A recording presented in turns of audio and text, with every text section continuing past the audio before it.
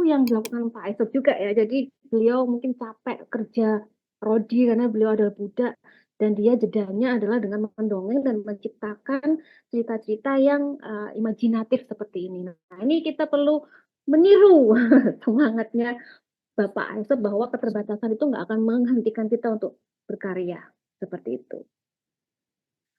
Oke, ini ada Mbak Siti. Si Tandari, penasaran bagaimana Pak Aisop bisa membuat cerita yang sederhana tetapi sangat menarik. Iya, saya pun penasaran. Sayangnya nggak ada biografinya. Karena mungkin karena pada waktu itu kan 6 abad ke-6 sebelum Masehi. Jadi itu jauh sekali ya. Jadi nggak ada dokumentasi. Oh, ini sudah tahu semuanya. Oke, saya sudah pernah menyadur ceritanya. Keren memang.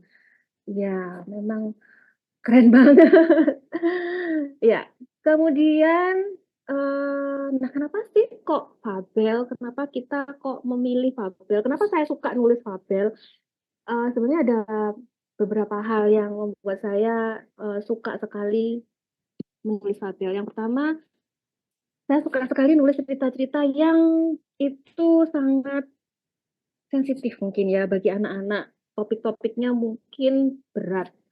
Misalkan tentang kehilangan, tentang apalagi ya, intinya hal-hal yang kadang sulit untuk diceritakan, tapi dengan label ini bisa menjadi lebih sederhana gitu ya. Jadi misalkan aja kalau di gambar ini kelihatannya kan rubah terus pengen ngambil anggur gitu kan. Sebenarnya kalau ini dari dongeng Aesop juga. Jadi si rubah ini ngiler gitu kan ketika melihat ada anggur yang matang. Dia berusaha sekali untuk menggapai anggur itu, tapi ternyata susah. Yang akhirnya dia gagal terus. Akhirnya dia ngomong ke dirinya sendiri seperti ini. Anggur itu nggak enak. Ngapain aku susah-susah untuk menggapai itu? Itu pasti rasanya asem, terus itu pasti rasanya kecut, terus nggak enak itu pasti nggak enak. Seperti itu. Jadi si rubah ini akhirnya untuk menutupi kegagalannya, dia melakukan, denial gitu ya, melakukan denial dengan mengatakan anggur itu nggak enak, padahal jelas-jelas anggurnya itu sudah matang dan enak. Kalau kita ngelihat itu sebagai representasi dunia manusia, kadang kita juga pernah melakukan itu ya. Jadi misalkan kita gagal sesuatu, tapi kita tuh bukan langsung acceptance, bukan langsung menerima, tapi dengan denial dulu. "Oh enggak kok, itu pasti karena dia yang gini gini gini," misalkan gitu ya. Padahal itu sebenarnya salah kita, misalkan. Atau ternyata kita nggak juara, eee, "Ah iya itu kan soalnya ceritanya kan gini gini gini, soalnya dia kan ini." Jadi kita punya rasionalisasi sendiri yang sebenarnya bukan seperti itu, kenyataannya. Nah, sering kita terjebak seperti itu kan. Nah, coba bayangkan kalau itu nggak diceritakan lewat fabel ini, kan akan susah sekali ya, akan sulit dan mungkin akan terlalu kompleks. Tapi ketika direpresentasikan ke, fabel menjadi ringan dan kemudian ya menjadi sederhana, itu sih yang, saya tangkap. Jadinya fabel itu membuat kehidupan manusia yang kompleks menjadi lebih sederhana.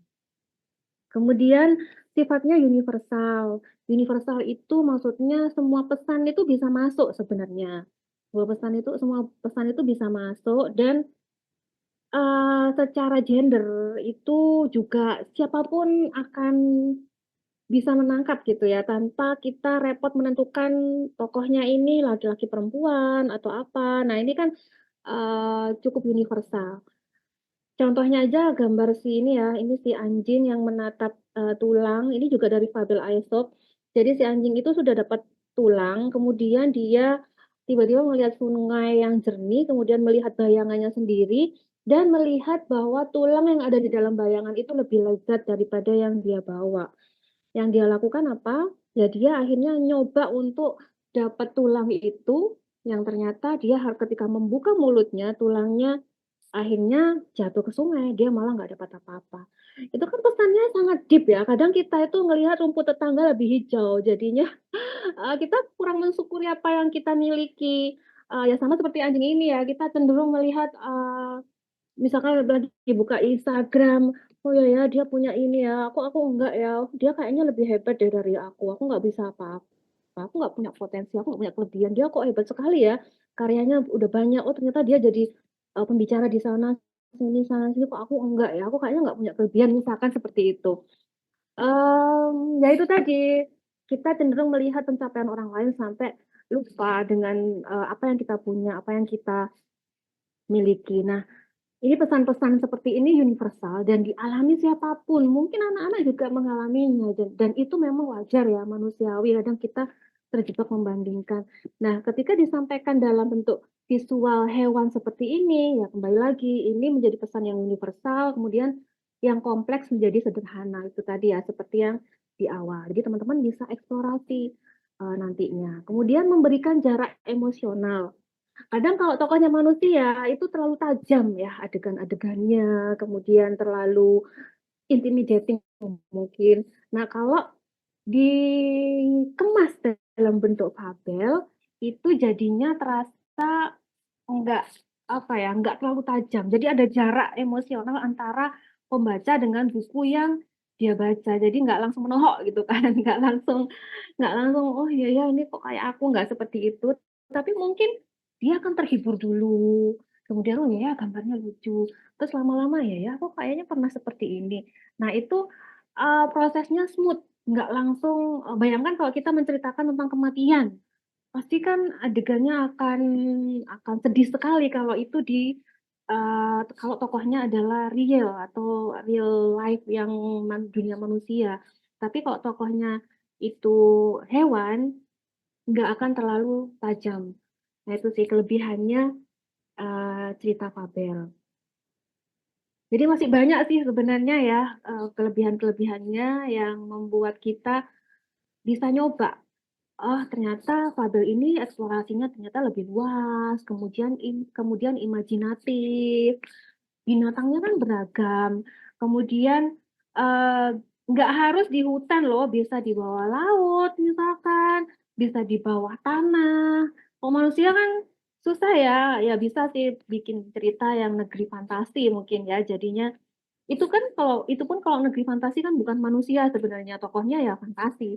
Tapi kalau binatang ini negerinya bisa di mana-mana, bisa di hutan, bisa di peternakan, bisa di bawah laut, bawah tanah, di pohon, kemudian di mana lagi ya, rasanya ruang untuk eksplorasi dan imajinasi itu lebih luas, gitu. Kemudian ilustrasinya lucu, jangankan anak-anak, orang dewasa aja pasti akan suka ya. Ketika ke BBW kemarin, saya kalap dan harus menahan diri, harus memilah-milah nih, mana nih yang harus dibeli karena, ya selucu itu sih ilustrasinya, jadinya patut dicoba teman-teman. Oke, sinyalnya apakah teman-teman bisa dengar suara saya kah? Apakah putus-putus atau gimana ya? Jelas, suara Oh jelas ya, oke oke oke. suaranya lancar. Ini saya sambil baca di komen. Oke jelas jelas. Oke, aman ya. Nah, gimana sih sebenarnya memulai nulis fabel?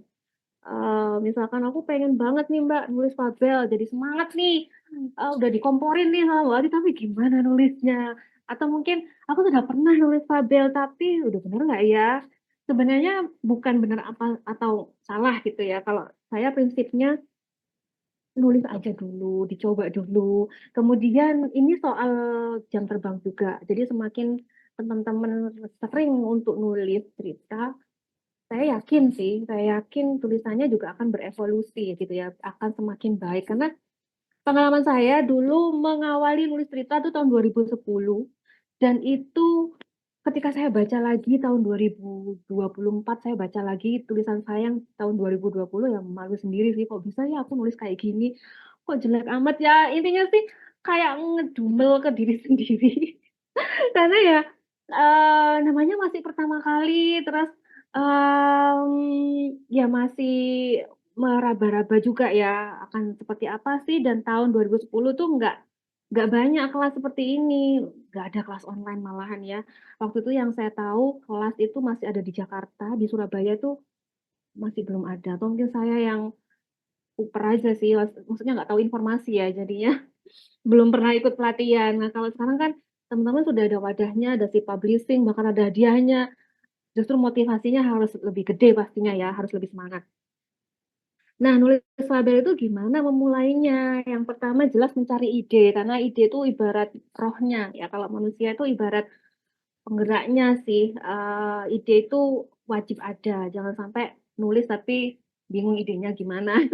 Itu kan ya gimana.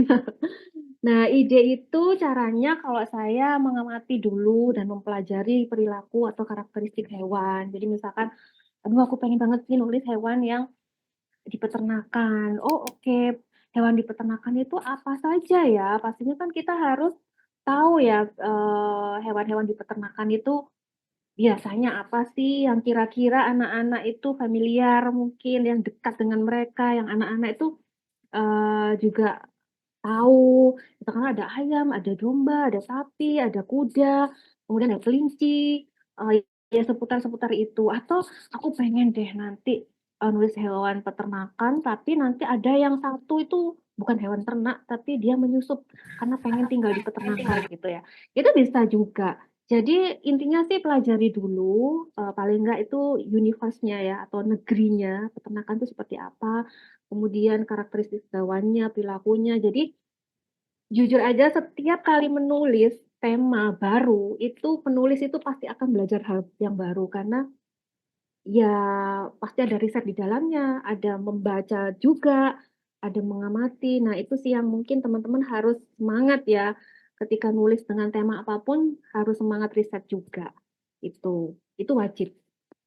Nah, ini contohnya contoh saya pernah mengamati binturong ya. Binturong itu ternyata bau tubuhnya seperti ini, kemudian ekornya itu berfungsi sebagai tangan, kemudian ternyata dia suka makan segala hal, kemudian dia juga disebut beruang kucing atau bearcat karena, mmm, bulunya atau badannya tuh seperti beruang, tapi wajahnya tuh seperti kucing, makanya dia terkenal dengan sebutan, bearcat ini. Kemudian aktifnya di malam hari. Nah, ini kan sesuatu yang unik ya, sesuatu yang unik yang mungkin nggak dimiliki oleh hewan-hewan lainnya. Ini yang bisa nanti kita ulik-ulik jadi cerita. Nah, itu teman-teman bisa mengawali dengan mencari fakta uniknya dulu. Oh, misalkan aku mau cari, gajah Sumatera gitu ya. Oh, ternyata gajah Sumatera sekali makan itu bisa berapa kilogram. Oh, ternyata sekali minum itu bisa setara berapa galon. Oh, ternyata, dia memorinya sangat kuat. Oh, ternyata apa. Nah, itu teman-teman bisa berangkat dari fakta-fakta uniknya, karena itu yang nanti kita akan bisa jadi ide gitu. Nah ini, binturang ya, jadi kalau siang itu dia tidur. Nah ini kan bisa jadi cerita nih, yang lainnya tuh melek, dia tidur. Nah ini kenapa sih sebenarnya? Terus apa ya kira-kira ide yang bisa ditulis dari sini? Oh misalkan dia, malam harinya itu jemur baju, tapi ternyata di siang hari itu hujan dia nggak tahu, misalkan kayak gitu ya. Jadi macam-macam lah ya, hal-hal yang mungkin potensial lucu, tapi kita ingin menjelaskan bahwa binturang itu memang tidurnya siang. Sementara kalau jemur baju kan harus siang, dan dia tidurnya pules banget. Akhirnya ketika gerimis dia nggak tahu, saking pulesnya, misalkan gitu. Kan bisa. Jadi, kemaslah hal-hal yang berangkat dari fakta unik menjadi cerita, itu. Oke, semoga bisa dipahami ya.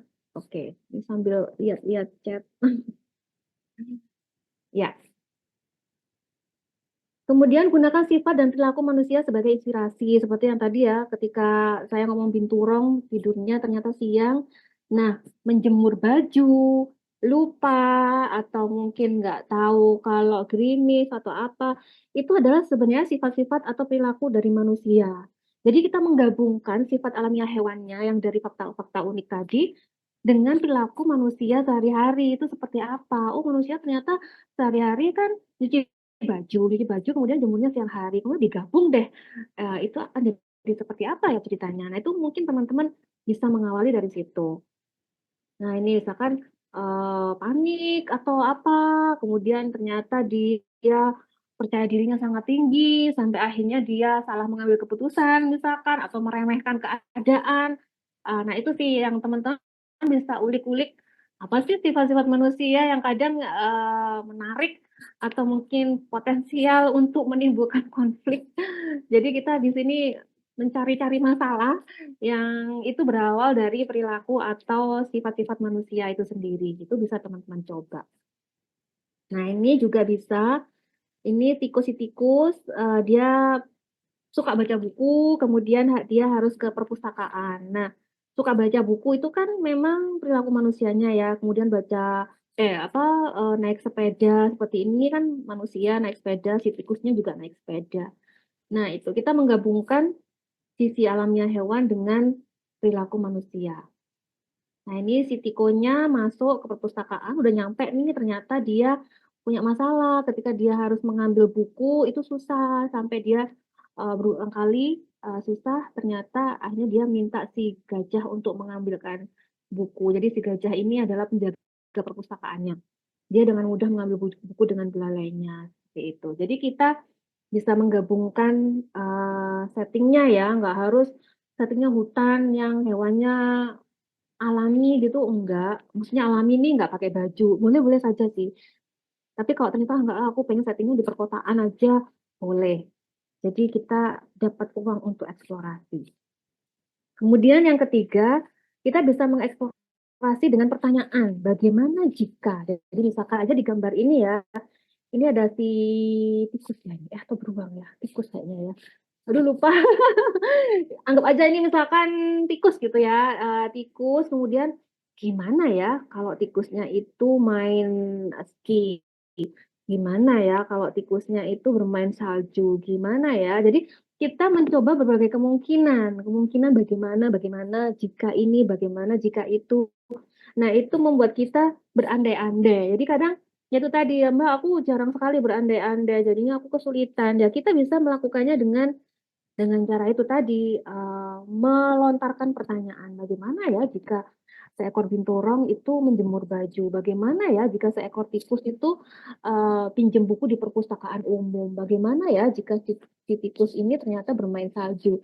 Nah, itu bisa akan memantik ide kita. Nah, teman-teman bisa mencoba itu kalau ternyata selama ini kurang berhayal. Kurang berhayal karena terlalu memikirkan kenyataan, kenyataan yang pahit. Nah, seperti itu. Nah, ini juga, bagaimana ya jika beruang nih, jika kancil bertemu dengan seekor buaya seperti ini. Bagaimana ya, apakah mereka bisa berteman ataukah mereka bertengkar? Nah, ini kita akan coba mengulik-ngulik, tapi jangan stres-stres ya, karena nulis buku anak itu harus senang-senang sih, harus berhayal. Kalau ternyata, "Aduh aku mentok nih," ya bisa dengan cara kita pancing membaca-baca buku yang tokohnya hewan-hewan juga, itu akan membantu sih. Kalau ternyata, "Aduh Kak, koleksi bukuku tuh ternyata banyak yang manusianya," ya kita bisa lihat-lihat di YouTube gitu, lihat-lihat di YouTube itu banyak sekali sih sebenarnya cerita-cerita hewan. Intinya sih selalu ada jalan kalau kita niat ya, kalau motivasinya kuat itu selalu ada jalan sih untuk, eee, apa ya, mengatasi tantangan yang kita hadapi, itu. Nah, pesan pentingnya, ini yang saya tekankan, jangan banyak-banyak tokohnya ya, tokohnya itu paling nggak pilih satu atau 2 hewan sebagai karakter utama, karena ya biar nggak bingung, pembacanya. Kemudian kalau misalkan ada keistimewaan tertentu, misalkan kayak tadi ada binturong itu ya, itu kan kita bisa fokus nih, fokus ke misalkan aja kita pengen nulis ada fakta uniknya, itu akan lebih dapat, oh iya ya, anak akan lebih mudah ingat tentang karakteristik hewannya itu sendiri dan pesan yang ingin kita sampaikan. Nih pilih satu pesan aja atau satu ide cerita saja. Jadi aku ingin deh Kak, bikin cerita yang kira-kira anaknya tuh bisa jujur, terus rajin menabung, cinta kebersihan, menghormati orang tua. Nah, itu kan kebanyakan ya. Jadi cukup pilih satu aja, satu ide cerita aja biar nanti pesannya nyampe. Kalau kebanyakan malah sulit sih untuk dipahami oleh anak. Kemudian riset, jangan lupa ini selalu saya tekankan, mau nulis apapun ya, mau nulis fabel, mau nulis tentang, bukan fabel, tapi tentang, apa ya, misalkan dunia, luar angkasa, ya kita harus riset. Jangan sampai, salah kemudian atau memberikan informasi yang kurang pas ke anak-anak atau misalkan lagi, aku ingin nulis tentang apa ya biasanya, terus kok nggak ada ide nih. Nulis tentang bawah laut, ya kita harus riset tentang bawah laut. Oh aku pengen tentang bawah tanah, ya harus riset kondisi di bawah tanah itu ada makhluk apa saja sih hewan-hewannya, kita harus tahu. Atau misalkan aku pengen tentang kolam aja deh, di kolam itu ada apa? Atau di sawah ada hewan apa saja. Jadi jangan sampai, salah memasukkan tokohnya, karena kalau salah ya logikanya akan sulit diterima oleh, pembaca. Kemudian konsisten ini ya karakternya harus kalau memang tokoh utama yang dipilih adalah binturong, ya binturong. Jangan tiba-tiba di tengah POV-nya ganti, misalkan aja ada harimau, akhirnya, yang awalnya, binturong pengen menjemur baju, ternyata ending-nya adalah harimau yang bisa berenang. Nah, itu kan akan membingungkan, jangan sampai. Jadi harus konsisten. Kemudian menentukan tokoh, ya. Kalau sudah, idenya sudah, eee, kalau idenya dapat, oke aku ingin menulis tentang, pesannya adalah tentang manajemen waktu misalkan. Manajemen waktu itu seperti apa? Oh aku pengen tokohnya itu, bisa menepati janji, itu kan termasuk waktu ya. Nah boleh boleh saja, jadi semakin spesifik semakin oke. Kemudian ide yang berikutnya aku ingin tokoh hewannya itu di bawah tanah, oke. Nah setelah sudah, ya kita tentukan tokohnya. Tokohnya itu ada 3 hal ini ya, fisik, psikologis, dan lingkungan. Ini saya yakin teman-teman udah banyak yang tahu ya kalau fisik itu ya tokohnya itu berupa apa sih, seekor apa, seekor gajah kah, seekor, eee, gurita kah, seekor burung kah, seekor monyet kah, kemudian fisiknya tuh dia bisa apa dan tidak bisa apa. Misalkan monyetnya tuh pinter banget lompat-lompat, ternyata yang temennya tuh, eee, misalkan temennya itu pinter loncat-loncat, tapi ternyata si monyet yang ini tokoh utamanya enggak, itu kan kemampuan fisik ya. Nah, itu bisa juga dijadikan, pertimbangan. Kemudian dari segi psikologisnya itu sifat-sifatnya, kira-kira sifatnya seperti apa. Nah, yang saya tekankan adalah kita boleh kok memasukkan kelemahan dan kelebihan, tokoh. Jadi nggak harus tokohnya itu baik semua gitu sifatnya, itu enggak. Kita justru bisa menghidupkan cerita kalau si tokoh itu punya kelemahan gitu ya, kekurangan ya, misalkan entah itu pelupa, entah itu, eee, suka tidur sampai akhirnya bablas semuanya, atau ternyata ceroboh, atau ternyata panikan, itu boleh-boleh saja ya. Kita lihat ke diri kita sendiri lah ya, kita juga punya kelemahan dan kelebihan. Nah, kita mencoba memanusiakan tokoh kita dengan memasukkan, 2 unsur itu. Kemudian lingkungannya, ini mau teman-teman di mana hewannya, yang seperti saya sebutkan tadi ya, ada banyak ruang untuk dieksplorasi, bisa bawah laut, di pohon apa dulu gitu kan. Kadang pohon tertentu, misalkan pohon mangga sama pohon pisang, pasti hewannya beda. Kemudian ya itu tadi bawah tanah, adakah lubang-lubang di dalamnya, hewan bawah tanah itu macam-macam, ada ular, ada tikus, ada, apalagi ya, kelinci, kemudian ada hewan-hewan bawah tanah, kepiting, itu ada. Saya pernah bikin cerita tentang ular yang ganti baju, karena memang, eee, ular kan setiap beberapa waktu gitu, apa ya, kulitnya ganti. Nah, saya pernah membuat cerita seperti itu. Jadi mungkin teman-teman, ya itu tadi, awali dengan riset dan tahu, tokoh yang kita, ambil. Paling enggak fakta-fakta uniknya lah, itu akan cukup membantu. Nah, ini teman-teman bisa lihat ya, ini ada tokoh yang sangat terkenal. Ini adalah Winnie the Pooh. Kalau kita mengamati, mungkin teman-teman bisa nulis di kolom chat, gimana nih karakternya? kemudian fisik, psikologis, dan lingkungannya. Mungkin teman-teman bisa latihan dengan menulis di kolom chat. Silakan, saya tunggu. Ada yang ingin menulis? Ini tokohnya sangat legend, hampir banyak dikenal oleh anak-anak ya. Teman-teman coba bisa latihan mengamati tokoh-tokoh kartun yang sudah eksis dan ada filmnya untuk latihan memahami dimensi tokoh di dalam cerita, yaitu mulai dari fisiknya, kemudian psikologisnya, kemudian lingkungannya. Oke, Mbak Nurhayati, lucu gemoy. Ini kalau ngomong gemoy pas lagi kampanye nih, bahaya ini. Kemudian Mbak Yovita, lucu, suka madu, suka tersenyum. Oke. Naif, iya. Namanya Puh, ya. Apakah tokohnya harus hewan? Apa boleh juga bukan hewan? Nah, kita kan sekarang sedang menulis dongeng fabel, jadi tokohnya harus hewan. Kemudian, oke saya belum membaca itu dulu ya pertanyaan. Beruang yang suka madu. Winnie the Pooh suka madu. Beruang madu yang ramah dan periang, hidup di hutan yang damai. Ya, rendah hati, hangat sifatnya.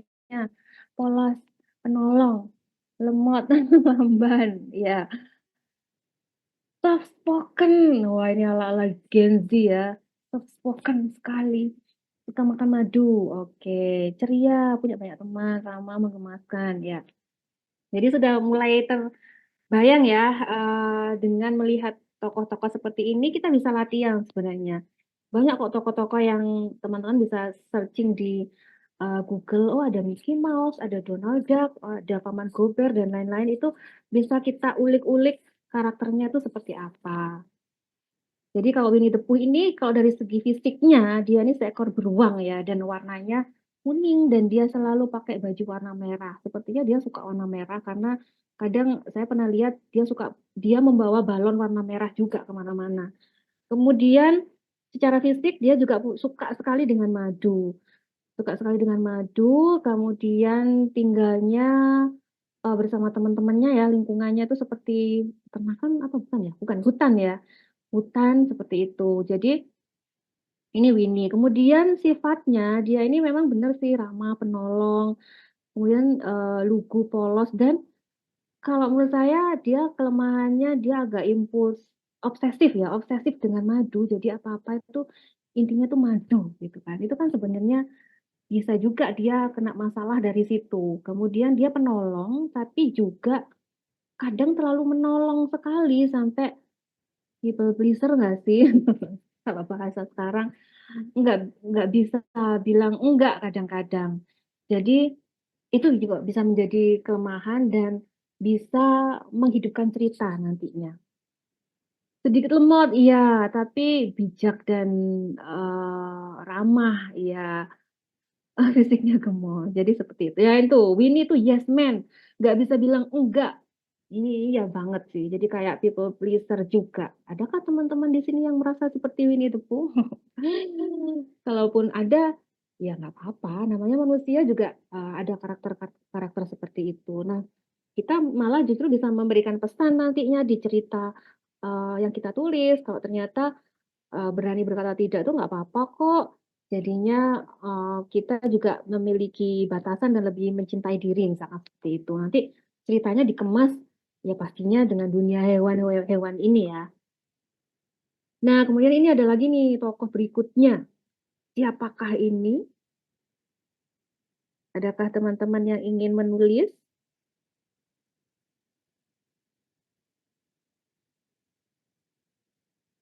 Siapakah ini? Ini juga sangat legend. Tom and Jerry. Nah, sifatnya seperti apa?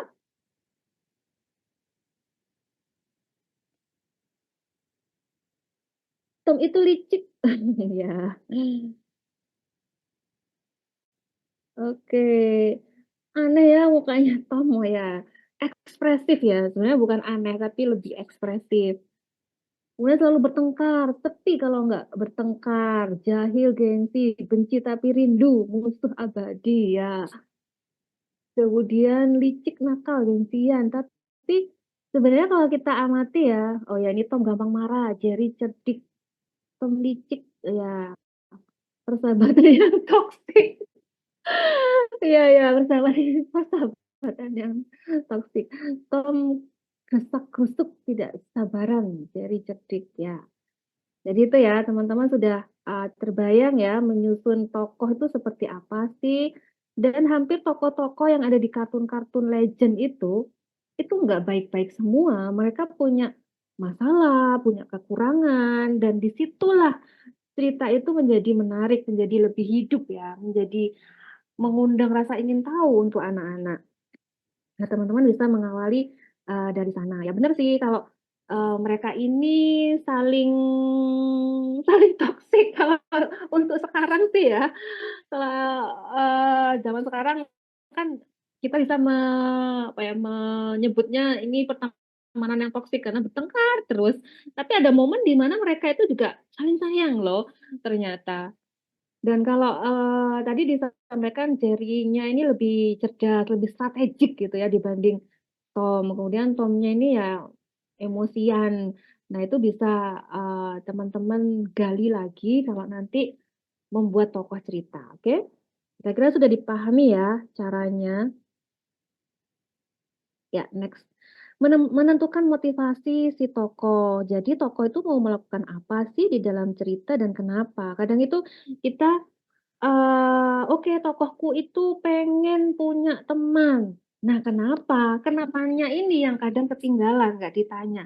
Jadinya tokoh mau melakukan apa ini kurang kuat dasarnya. Misalkan si Binturong pengen jemur baju, emangnya kenapa? Oh, ternyata dia semalam habis apa dan besok bajunya harus dipakai lagi. Nah, itu yang kenapanya ini yang kadang nggak disebutkan di opening. Nah, itu yang membuat ceritanya jadinya kurang kuat alasannya. Ibaratnya ini skripsi ya, latar belakangnya tuh harus kuat. Kenapa sih kamu kok milih judul ini? Latar belakangnya apa? Ceritakan juga biar pembaca itu tahu. Nah, itu sama seperti itu. Bedanya kalau nulis cerita anak kan kalau nulis cerita anak semoga lebih menyenangkan ya daripada nulis skripsi. Karena kan kita bisa menghayal, bisa imajinatif. Nah, ini yang perlu kita bedakan, motivasi penulis dan motivasi si tokohnya. Kadang kita tuh terjebak dengan motivasi penulisnya. Misalkan aja kalau kita membayangkan kamar mandi. Kalau motivasi penulis pasti akan menjawab kamar mandi itu untuk mandi. Tapi kalau motivasi tokoh itu bisa jadi beda. Motivasi tokohnya misalkan aku ke kamar mandi mau main, aku ke kamar mandi mau main gelembung, aku ke kamar mandi mau ngapain gitu ya. Atau misalkan motivasi penulis ketika misalkan kita melihat gambar sekolah aja. Pasti kalau penulisnya motivasinya adalah pengennya si tokohnya akan belajar. Kemudian nurut sama gurunya misalkan gitu ya, mendengarkan, menyimak. Tapi kalau kita berpihak ke tokohnya, pasti motivasi tokoh ini macam-macam. Oh iya ya, aku mau ke sekolah karena aku mau main, aku mau ke sekolah karena pengen jajan, aku pengen ke sekolah biar bisa menggambar, misalkan seperti itu. Jadi harus dibedakan motivasi kita sebagai penulis sama motivasi si tokoh yang kita ciptakan. Karena tokoh yang kita ciptakan kan anak-anak ya. Jadi berpikirlah ala anak-anak nantinya. Dan itu akan berbeda dengan kita yang banyak menghadapi realitas. Dunia anak-anak kan penuh dengan imajinasi. Pasti motivasinya tujuannya akan berbeda. Seperti itu. Kemudian potensi konfliknya. Kita juga harus menggali kira-kira dari kelemahan si tokohnya. Kemudian dari tadi motivasi atau tujuannya itu kira-kira apa. Nah itu kita harus membuat hidup si tokoh tidak lurus-lurus saja. Jadi kita harus cari cara biar tokoh tuh nggak langsung mencapai tujuannya. Ini kayaknya emang jahat ya, jadinya tokoh maunya apa, tapi ternyata kita menghalang-halangi. Nah, itulah yang membuat ceritanya itu hidup. Nah, ini misalkan aja si Komodo ini ya. Dodo si Komodo ini sedang bersantai dan ada di bawah pohon rindang dan dia tuh sebenarnya pengen tidur siang, tapi ternyata, ada Binu dan Momo yang ribut-ribut di sini, sampai akhirnya si Dodo ini ya, next-nya, alurnya itu akan menceritakan, bagaimana sih 3 ekor hewan ini mengatasi masalahnya, sehingga ending-nya nanti si Dodo itu bisa bersantai. Karena memang tujuannya adalah ini ya, di awal motivasinya.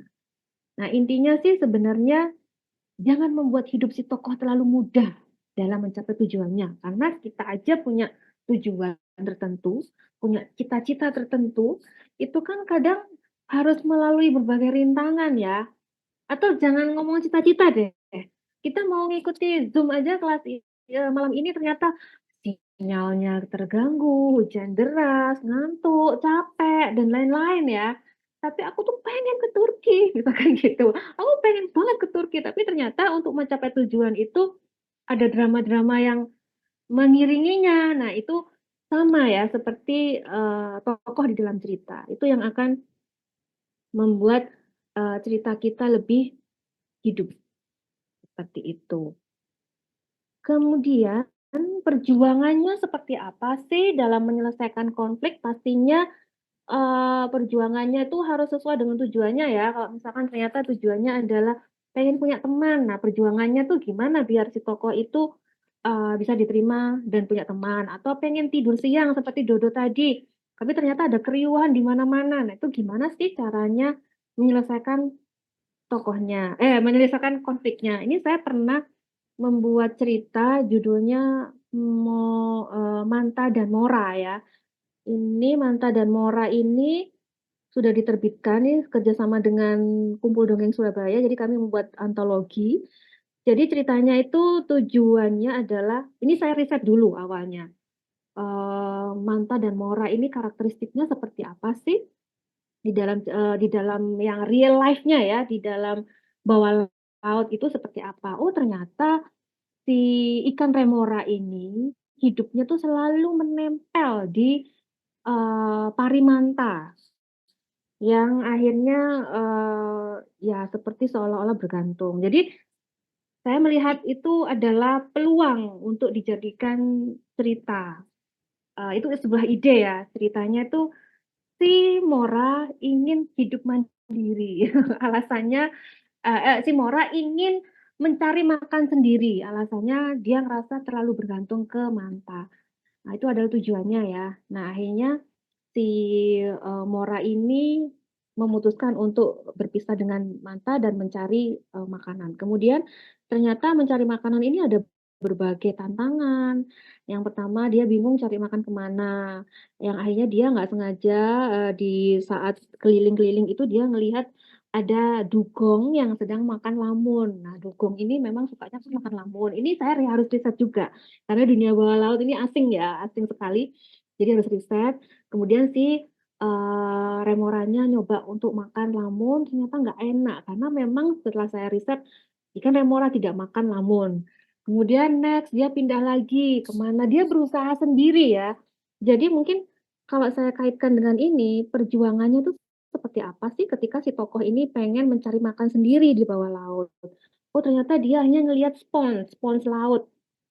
Spons laut itu, banyak mengandung nutrisi. Dan ternyata ketika dia mencoba untuk mendekat ke spons, kemudian ada nutrisi-nutrisi yang keluar, dia harus berebut dengan ikan-ikan lainnya yang ternyata akhirnya dia tetap lapar. Nah, dia akhirnya mencari mencari mencari sampai akhirnya dia gagal-gagal dan ternyata dan itu ternyata membuat dia kangen sama si Manta ini. Nah, dia akhirnya, mencoba mencari Manta dan karena Manta badannya lebar, itu mudah sekali dicari.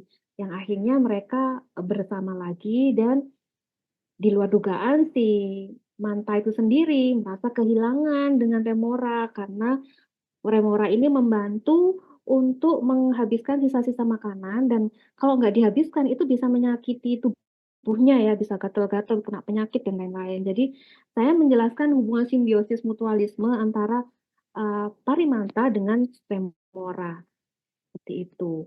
Jadi, Teman-teman bisa ya itu tadi ya, kalau saya mengawali dengan fakta uniknya dulu, riset-riset, kemudian mencari peluang mana yang bisa dijadikan konflik, ketika si tokoh ingin mencapai tujuannya, kemudian upayakan si tokoh itu mencari resolusinya sendiri, karena itu akan menjadi penasaran dan nggak cepet-cepet dibantu oleh yang lainnya gitu. Misalkan, Remoranya kelaparan, akhirnya dia ada ayahnya datang, "Anakku, ini makan ini aja," misalkan gitu, ya udah habis ceritanya.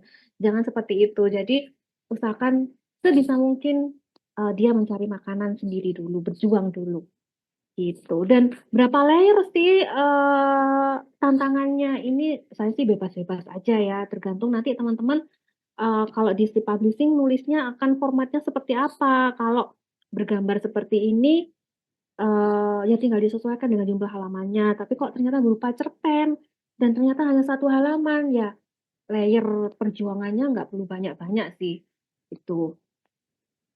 Oke, semoga bisa memudahkan. Kemudian ini ada tipsnya sih yang tadi sudah saya sampaikan juga sih, sesuai dengan konflik yang dihadapi, konfliknya tadi apa, tujuannya apa, kemudian usahakan tokoh menyelesaikan masalahnya sendiri, tokoh pendamping hanya membantu menyelesaikan, tapi yang kalau bisa tokoh utamanya ya, yang berperan utama menyelesaikan masalahnya. Kemudian hindari buru-buru memasukkan tokoh tokoh orang dewasa, itu tipsnya. Jadi teman-teman coba, ulik-ulik lagi.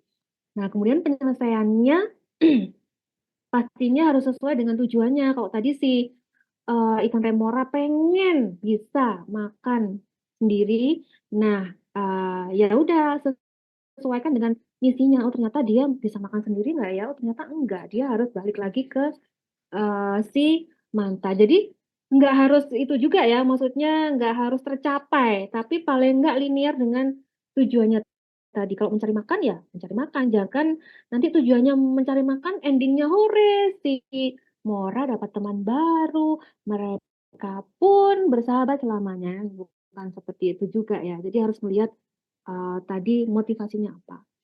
Masuk akal, ini iya, alur berpikirnya ya dari awal, dari mencari ide sampai di ending itu pentingnya menyusun kerangka itu biar masuk akal.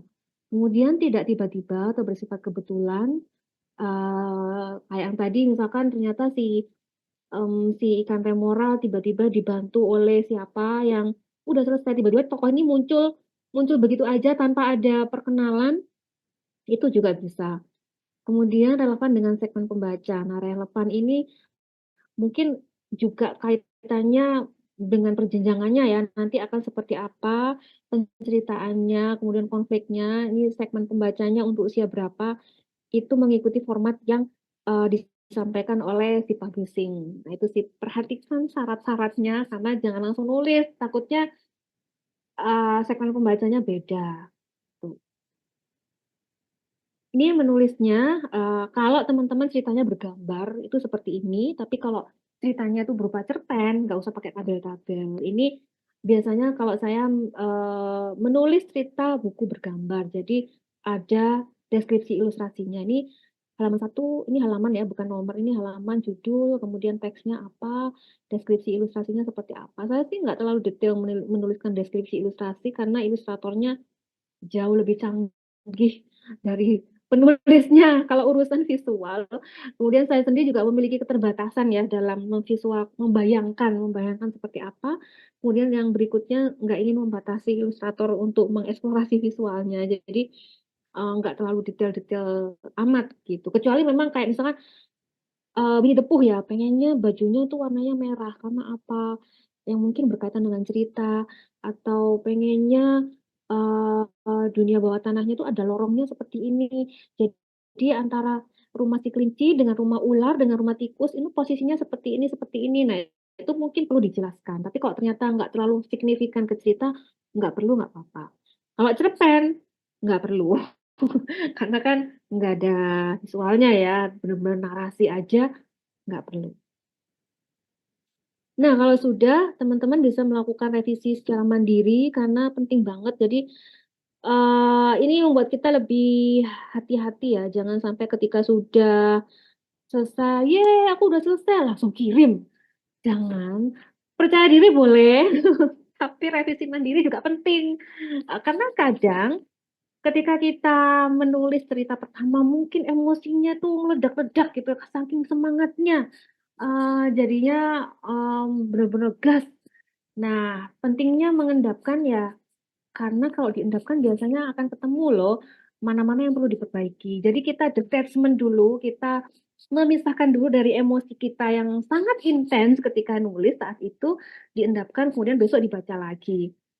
Nah, ini yang tips pertama merevisinya kan seperti yang saya sampaikan, endapkan dulu naskahnya, nggak perlu lama-lama, nanti kalau lama-lama lupa ya.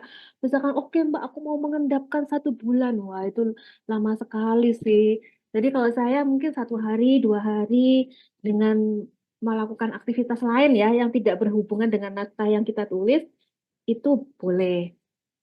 Kemudian membaca nyaring. Nah, ini penting karena kalau di dalam hati, kalau hatinya lagi kacau, lagi galau, itu sulit untuk objektif ya. Kita membaca nyaring untuk lebih sadar aja sih, lebih hadir secara utuh, dengan naskah yang kita sudah buat. Jadi kita memang benar-benar baca, mungkin kita bisa mengimajinasikan di dalam bukan di dalam, di depan kita ada anak-anak, itu kira-kira gimana ya?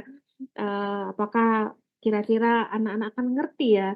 Kemudian, ternyata ada kata-kata yang masih kurang oke nih, terus ada kata-kata yang terlalu panjang nih. Nah, itu kita bisa memenggalnya menjadi 2 kalimat, kemudian ada kata-kata yang terlalu sulit, atau ternyata dialognya belibet, atau apa, nah itu bisa kita edit. Kemudian teliti lagi kerangkanya, sudah benar nggak ya ideku tentang ini? Kemudian tokohku ini, tujuannya ini karena ini, kemudian tantangannya apa, udah pas nggak ya? Kemudian perjuangannya gini sampai, penyelesaiannya kira-kira udah linier kah? Karena memang kalau cerita anak itu nggak terlalu berliku-liku ya ceritanya, jadi emang bener-bener linier, yang dari alur awal sampai akhir itu alur maju ya, jadi bukan maju mundur atau harus ada cabang-cabang ceritanya, enggak juga seperti itu. Ya kembali lagi tergantung segmen pembacanya. Jadi kembali teliti kerangkanya biar, kalau memang ternyata ada yang perlu diperkuat, diperbaiki, ya kita bisa mengeceknya. Nah, ini berhubungan dengan perbaiki dan perkuat naskahnya ya. Jadi menulis itu bukan hanya menciptakan cerita, tapi ya memperbaiki, memperbaiki.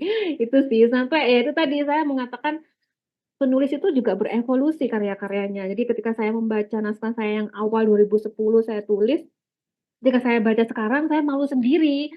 Karena ya itu tadi sih, semakin kita sering latihan, ya ketahuan bolong-bolongnya di mana yang naskah-naskah yang dulu gitu. Jadi jangan lelah untuk merevisi, itu sih. Oke, ternyata sudah selesai. Itu saja sih dari saya. Semoga teman-teman tetap semangat ya, karena, saya menanti cerita-cerita dari teman-teman, kemudian pastinya pengen ceritanya lebih relevan dengan keindonesiaan kita, pengen dekat dengan anak-anak, ya saya pengen banyak penulis lokal yang bermunculan, kemudian pengen kita semangat memajukan literasi, kemudian pengen menghibur banyak anak dengan cerita-cerita yang kita tulis. Dan pastinya kalau untuk acara si publishing ya itu tadi, bisa dapat kesempatan ke Turki. Itu akan, eee, jadi ide lagi loh kalau nantinya, kita bisa refreshing ya dengan jalan-jalan seperti itu, bisa menjadi ide baru nantinya. Oke, itu saja sih dari saya. Terima kasih, kalau ada pertanyaan silahkan dan saya kembalikan ke Kak Dian. Ini Kak Diannya mana ya? Kok tidak ada? Halo Kak Dian? Ya, ya, Gimana ya Kak halo Dian? Kak Wati. Suara saya apakah terdengar? Oke. Oh, off cam ya Kak Dian? Ya, Ya, terdengar terdengar ya, terdengar saya Kak. on cam-nya pakai device satunya. Kebetulan yang laptop nggak bisa ini nyala kamera, jadi saya pakai dua device. Baik, Oh, terima oke. kasih untuk materinya hari ini. Kak Wati, dan sudah lengkap ya teman-teman dari awal bagaimana sejarah dari Fabel itu sendiri, kemudian cara pembuatannya, menentukan tema, kemudian ada tentang pengendapan naskah, lalu tips-tips yang disampaikan oleh Kak Wati tentunya akan bermanfaat untuk teman-teman dalam memulai menulis fabel. Baik, kita akan langsung buka sesi tanya jawab. Ini sudah ada dari tadi sudah resen ya. Ada Mbak Wiwit nih. Kak Wiwit Widiarini sudah raise hand dari tadi. Silakan. Halo, Iya, Oh iya Kak, saya dengar. silakan, Mbak. halo. Iya, Kak Wati, saya ingin menanyakan beberapa pertanyaan. Mohon maaf kalau misalnya pertanyaan saya terlalu banyak. Ini saya juga izin off cam ya. Ya, Yang pertama, ini saya sebenarnya terinspirasi dari pertanyaan Pak Agus Salim yang tadi, dan juga tentang penjelasan Kak Wati tentang Winnie the Pooh, yaitu mendukung. Yang mau saya tanyakan yang pertama, untuk fabel, apakah bisa mengkolaborasikan antara hewan, tumbuhan, manusia, atau benda-benda lain? Kalau bisa, itu kolaborasi yang seperti apa? Karena saya melihat beberapa fabel yang dari Indonesia maupun dari luar negeri, itu ada kolaborasi yang berbeda. Contohnya dari Indonesia, itu sepertinya ada kolaborasi yang tidak langsung, tapi itu menurut pemahaman saya ya, itu seperti kolaborasi tidak langsung, seperti hewan dan manusia itu tidak saling memahami. Contohnya petani dan kancil. Kancil mencuri ketimun, nah dianggap cerdik ya kan. Sedangkan petani yang mempertahankan tanamannya itu dianggap jahat. Itu juga salah satu pertanyaan murid saya. Bu, kenapa sih kancil kan jahat mencuri, tapi kok di situ jadinya kayak dipuji-puji gitu, Bu, kayak cerdik, seperti itulah. Kemudian saya pun akhirnya bilang seperti ini. Iya, memang kancil itu cerdik dalam istilahnya memperoleh tujuannya. Tapi ketika kita memperoleh tujuan dengan cara yang istilahnya apa ya, tidak halal, itu kita akan selamanya dicap dengan buruk. Itu seperti itu. Karena memang di situ kan di fabel kancil sendiri seperti mengagung-agungkan kancil yang hebat seperti itu ya. Sedangkan tadi dari luar negeri itu Winnie the Pooh, kita kenal bahwa Winnie the Pooh itu ada seorang tokoh manusianya yang bernama Christopher Robin. Itu Christopher Robin kan bercengkrama dengan hewan-hewan gitu ya Kak. Jadi seakan-akan masuk, memahami gitu. Apa ya, kayak mereka itu kayak bercengkrama gitu, apa namanya, yang ngobrol gitu. Jadi yang mau saya tanyakan tuh pertanyaan pertama itu kolaborasi seperti apa? Apakah yang saling istilahnya bisa mengobrol antara manusia dan hewan? Apakah yang memiliki dunianya masing-masing gitu? Kemudian pertanyaan yang kedua, tadi dalam penjelasan Kak Wati, untuk membuat fabel itu kita harus memiliki alasan. Misalnya tokoh itu melakukan sesuatu, itu harus ada alasannya, gitu ya. Itu alasan itu apakah diungkapkan dari awal atau ketika terjadi konflik dan setelah penyelesaian konflik baru kita jelaskan. Ternyata misalnya si Remora tadi tidak bisa mencari makan atau menempel terus sama ikan hiu, itu karena memang tidak ada makanannya. Jadi itu alasannya. Jadi bukan Remora itu ikan yang malas dan sebagainya itu. Apakah karena kita menulis untuk dunia anak, apakah alasannya itu harus di depan gitu? Barangkali mungkin kalau alasannya di belakang itu anak-anak jadi pusing seperti itu. Kemudian nggak apa-apa ya Kak, lanjut ya Kak. Kemudian yang ketiga, Ya silakan Kak. ya kemudian pertanyaan yang ketiga, kebetulan saya juga pernah mengikuti event SIP Publishing juga tentang fabel. Saya menulis tentang cerita si Lala, landak yang usil karena suka mengganggu teman. Di sini ialah konfliknya itu dilakukan oleh tokoh utama. Jadi Lala itu mengganggu hewan lain tuh karena usil. Karena dia itu merasa dia itu hewan yang kuat karena punya duri-duri. Jadi dia itu usil kepada siapapun. Nah, suatu ketika Lala itu sakit dan dia sedih karena tidak ada yang menjenguk. Jadi sedih, tidak ada yang menjenguk karena dia jahil. Tapi kemudian konflik itu diselesaikan oleh teman-teman yang sudah dijahilinya gitu Kak. Jadi teman-temannya itu akhirnya menengok si Lala, meskipun si Lala landak ini menjahati mereka, tapi mereka berbaik hati mau menengok Lala yang sedang sakit. Nah pada akhirnya itu Lalanya menjadi baik gitu. Itu apakah tidak apa-apa ketika konflik dimulai oleh tokoh utama, kemudian diselesaikan oleh tokoh, ya bisa dikatakan tokoh sampingan seperti itu. Yang keempat, satu lagi ya Kak. Yang keempat, itu tadi ada pembahasan tentang dialog dan narasinya. Mohon maaf barangkali saya ketinggalan materinya karena memang di sini sinyalnya kurang baik.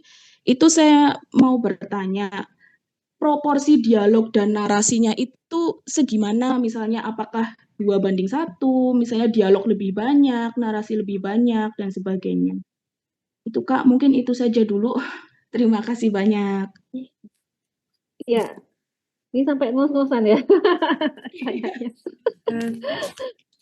Menggebu-gebu Kak, soalnya banyak Oh, banget. oh gitu. Oke. Tadi saya sambil nyatet ya tadi itu.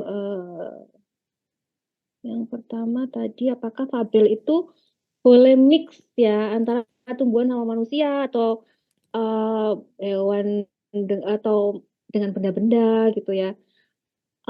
Boleh-boleh saja sih, asalkan sebenarnya di awal itu sudah dijelaskan tentang ini negerinya tuh di mana. Kalau memang ternyata sejak awal itu misalkan di peternakan dan itu memang hewan-hewannya berinteraksi dengan satu anak misalkan ya, itu kalau bisa ya konsisten, ternyata hanya satu anak itu yang bisa berbicara dengan hewan-hewan yang lain itu enggak, misalkan seperti itu. Jadi boleh atau mungkin persahabatan antara ini saya pernah bikin cerita persahabatan antara pohon matoa dengan cendrawasih gitu. Jadi itu, antara hewan dengan tanaman, itu boleh. Yang utama adalah menjaga konsistensinya ya di dunianya, di negeri ceritanya itu seperti apa. Kemudian kalau ini memang fokusnya ke dongeng fabel, kalau menurut saya harus jelas juga sih peran manusianya tuh akan seberapa banyak. Jangan sampai nanti POV-nya atau sudut pandangnya itu lebih banyak ke manusianya. Jadinya fabelnya ini hanya sekedar apa ya, bukan sesuatu yang dominan ya. Padahal kita di sini menulis dongeng fabel. Jadi emang benar-benar fabelnya yang pengen ditonjolkan seperti itu. Kayak Shaun the Sheep lah, itu kan itu yang menonjol adalah domba-dombanya kan, peternaknya tuh enggak. Nah, itu sih yang mungkin bisa dipertimbangkan, peran manusianya tuh seperti apa, kemudian bisa menjaga konsistensi ceritanya nggak dari awal sampai akhir, ya akan terlibat. Ya kembali lagi ya, jangan terlalu banyak tokoh juga, karena itu akan membingungkan. Misalkan aja, aku pengen ada tokoh manusia, ada tokoh tumbuhan juga, bahkan awan-awan bisa berbicara, boleh saja, tapi kembali lagi, kalau saya pesannya jangan terlalu banyak tokoh, kecuali ini memang akan berupa novel, jadi ruang untuk menarasikan, mendeskripsikan itu akan lebih luas ya, lebih luas. Terus kalau memang ini berupa film, itu juga akan lebih enak lagi karena ya akan banyak ceritanya, akan banyak adegannya, ruang untuk eksplorasi, kemudian menyampaikan cerita, ditambah visualnya yang mendukung ya, itu akan lebih, banyak banyak ruang ya, seperti itu. Kemudian, tadi Kancil mencuri timun ya, memang iya sih kadang, kalau kita mengkaji lebih lanjut sebenarnya cerita Kancil mencuri timun ini ada strateginya ya yang dilakukan si Kancil, tapi strateginya itu ternyata nggak oke ya, pesannya bisa misleading juga ke anak-anak yang tadinya kita pengennya nilai moral yang disampaikan adalah tentang kecerdikan, tapi ternyata strateginya adalah mencuri, itu kan sebenarnya sesuatu yang bertentangan atau bertolak belakang tapi kan cerita ini sudah legend sekali ya, sudah turun-temurun dan anak-anak mungkin bisa kenal. Nah, mungkin orang tua bisa mencoba untuk berdiskusi ya, berdiskusi kalau memang ternyata ceritanya tentang kancil. Nah, kalau kita sendiri ya, kalau saya harus memilih, saya akan memilih cerita yang, tidak menyampaikan pesan moral yang misleading itu tadi.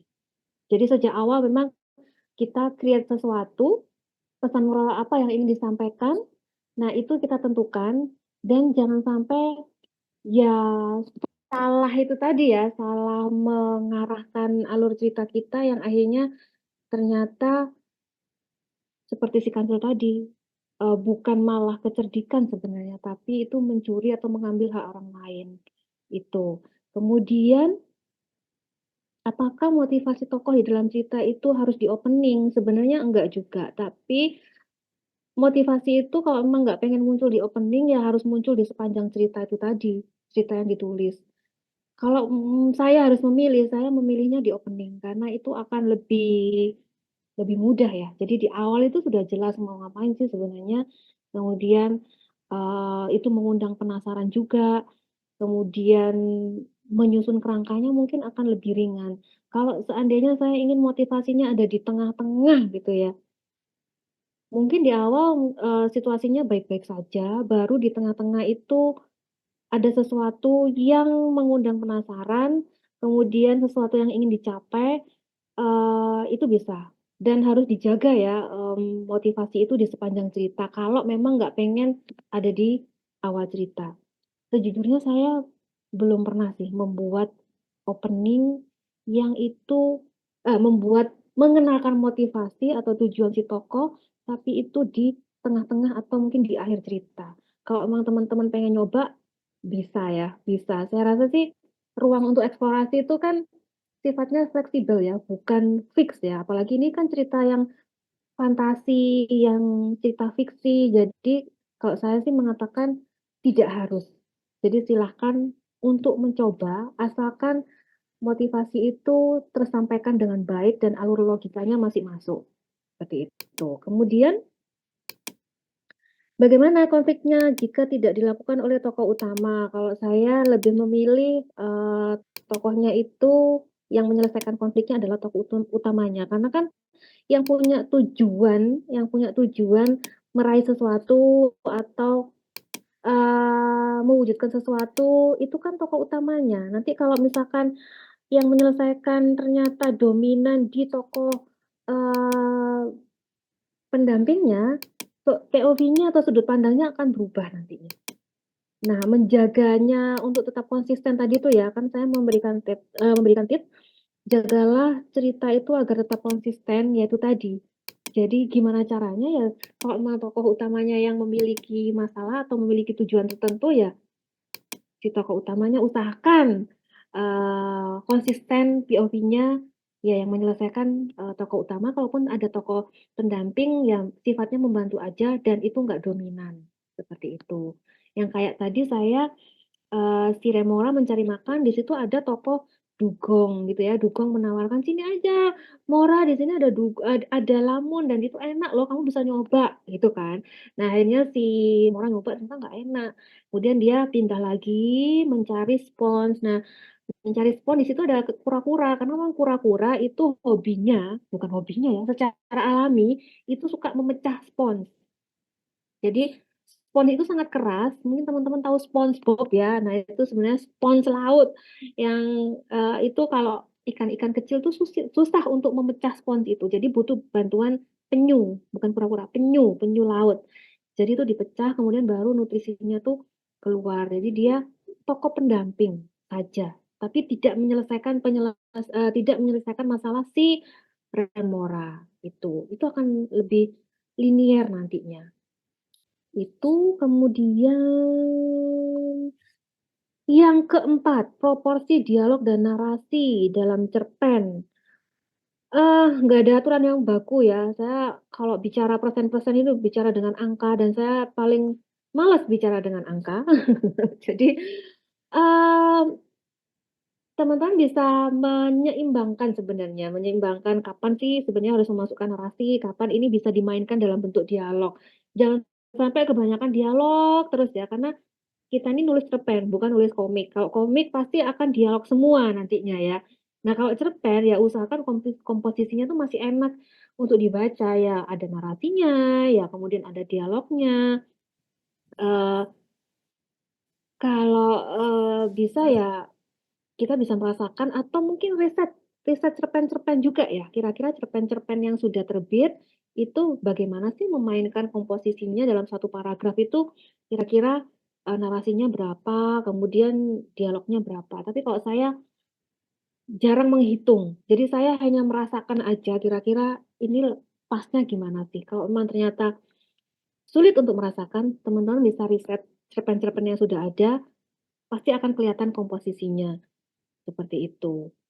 Kemudian sudah sih ya, sudah ternyata. Sudah, semoga bisa membantu. Jadi, seperti itu.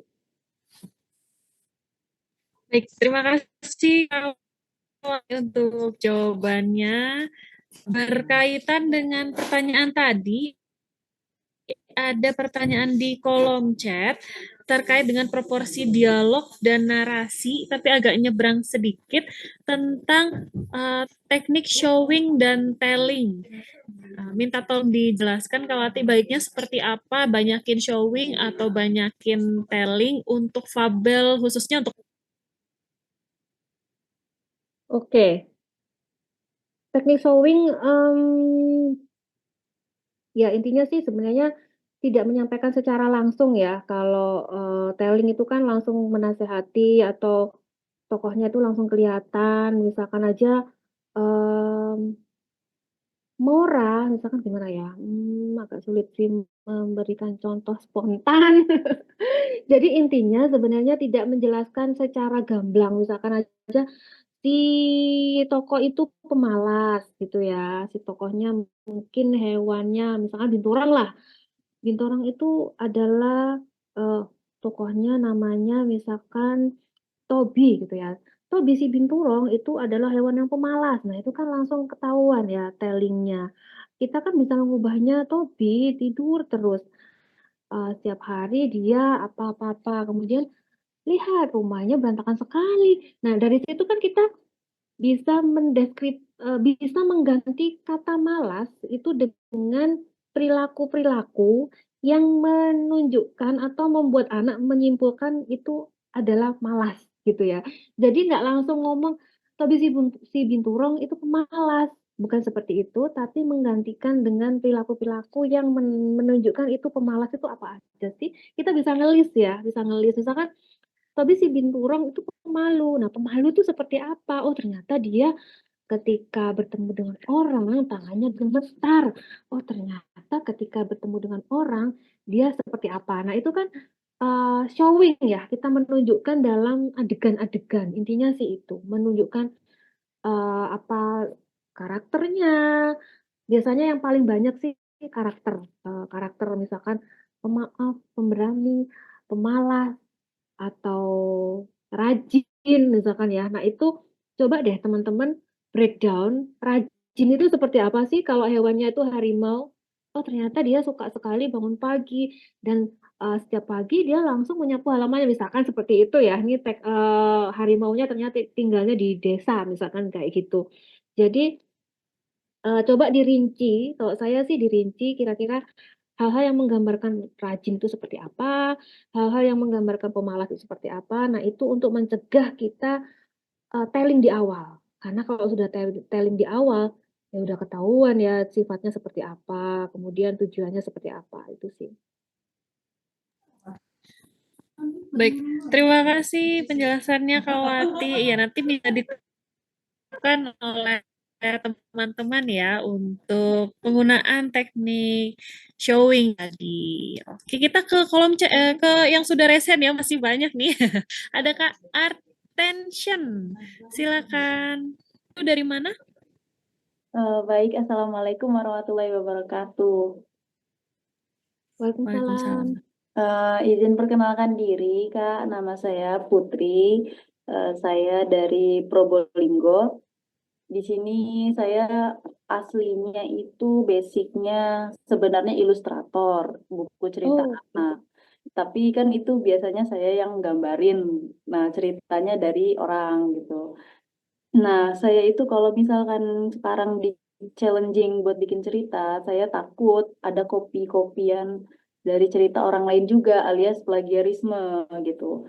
Nah, di sini tuh yang saya bingung plagiarisme itu tuh di segi apanya gitu ya Kak ya. Apakah misalkan kayak misalnya cerita sejarah gitu ya, sejarah misalnya cerita Nabi Ismail gitu kan emang kayak gitu ceritanya. Kalau kita remake lagi, apakah itu kita disebut plagiarisme apa gimana gitu Kak? Itu kan yang pertama. Nah, terus yang kedua, saya misalkan bikin cerita yang sedih itu apakah boleh yang endingnya itu sedih juga gitu? Atau kan katanya sih ada yang pernah bilang gitu, seingat saya kalau misalkan bikin cerita sedih itu nggak boleh lebih dari 1 atau 2 halaman kalau buat anak-anak. Nah, kalau endingnya emang set ending gitu, apakah boleh, Kak? Gitu. Terus, yang ketiga juga saya mau bertanya, kalau naskah yang mau dikirimkan itu bentuknya seperti cerpen atau formatnya memang seperti yang buku anak-anak itu, Kak, formatnya yang deskripsinya apa, nanti yang dicantumin di gambarnya apa, gitu. Nah, itu aja dulu ya, Kak, ya. Terima kasih. oke oke. Saya sambil catat. Yang pertama tadi gimana sih sebenarnya menghindari plagiarisme gitu ya. Karena kadang cerita anak-anak itu aja gitu. Kadang mungkin, ya ngajari anak untuk mandiri, oh ya ngajari anak untuk, apalagi berbagi gitu kan.